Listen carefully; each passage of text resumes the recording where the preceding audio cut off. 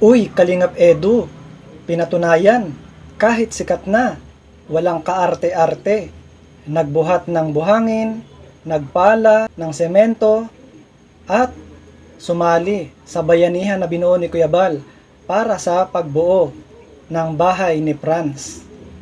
Ayan ang pag-uusapan natin.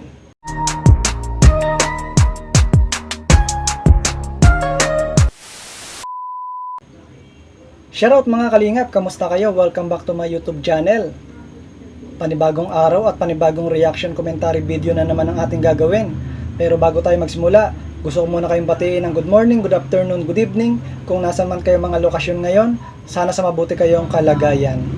At mega love shoutout kay Kuya Bal, Ate Edna, Kalingap Rob. Suportahan natin sila guys. At mega love shoutout sa mga Kalingap Angels. So mega love shoutout kay Joy Diwata. Mega love shoutout din sa mga ka-EDC natin dyan. Kami Chris, ka-Jomcar, suporta natin guys ang mga Kalingap Angels. At mega love shoutout kay Presbyrador. At mega love shoutout din kay Ma'am Anarita Reyes. Suporta natin guys, napakabuting tao niyan. At mega love shoutout din kay Tita Maria Lewis Vlog. Suporta natin guys. So ayun nga guys, pag-usapan natin. Kalingap Edu, kahit sikat na, hindi naging maarte.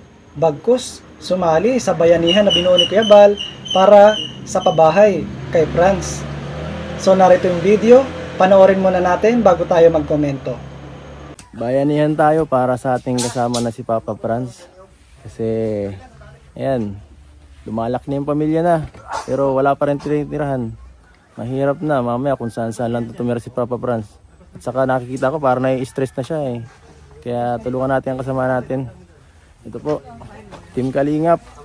Tulong-tulong po tayo. One Kalingap, one family. Pagod.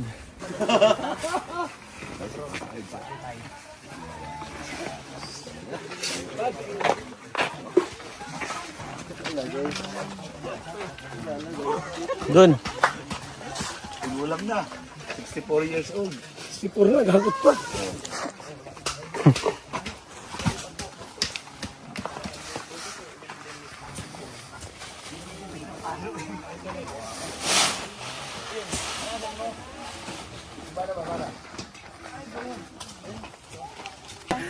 Half day lang.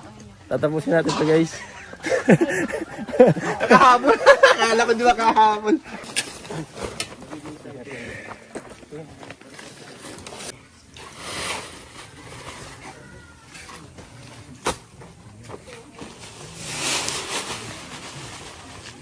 So ayun nga guys, napanood natin. Grabe talaga si Kalingap Edu. Pinahanga na naman tayo. Biro mo, sikat na yan. Pero hindi naging maarte. Bagkus, nagbubuhat ng mabigat. Nagbuhat ng buhangin, nagpala ng buhangin, at nagpala ng semento. Ganyan, si Papa Eds. So pinatunayan lang ni Kalingap Edu na yung buhay construction ay kayang-kaya niya. At very humble si Kalingap Edu. At may puso talaga sa pagcha-charity, sa pagtulong sa kapwa. So ayun nga guys, at naawa din siya sa sitwasyon ni Papa Franz at kailangan na talaga may sariling bahay si Papa Franz. So ayun nga guys, at si Kalingap Edu ay pinapakita niya lang na kahit sikat ay kayang makatulong sa construction. So ayun nga, marami pong mga tumulong sa bayanihan na binuo ni Kuya Bal at welcome lahat. So si Kuya Bal ay talagang matulungin na tao at kayang sumabay kahit may edad na sa buhay construction. Sana tularan si Kalingap Edu na kahit sikat na ay kayang-kayang sumali sa buhay construction at magbuhat ng buhangin, magpala ng semento. Maganda yung ginawa ni Kuya Bal at talagang maraming ma-inspired sa bayanihan na binuo ni Kuya Bal. At welcome lahat ng gustong pumunta doon para tumulong sa ginagawang bahay kay Papa Franz. At ang kagandahan dito ay menos gastos sa mga bayarin sa worker dahil mga nagcha-charity na kalingap ang tumutulong. So sana makita din natin dyan si Papa Joms, no? Dahil si Kalingap Edu kahit sikat na sikat ay talagang pumunta sa bayanihan para tumulong para sa bahay ni Papa Franz. So sana makita din natin si Papa Joms dahil isa rin siya sa mga tinitingala, sikat na vlogger, charity vlogger, love team. So ayan, sana makita din natin si Papa Joms. So magandang halimbawa ang ginawa ni Kalingap Edu na tumulong at kahit tirik na tirik yung araw, hindi alintana ang pagbubuhat sa buhangin, magpala ng semento. So talagang saludo talaga ako kay Kalingap Edu.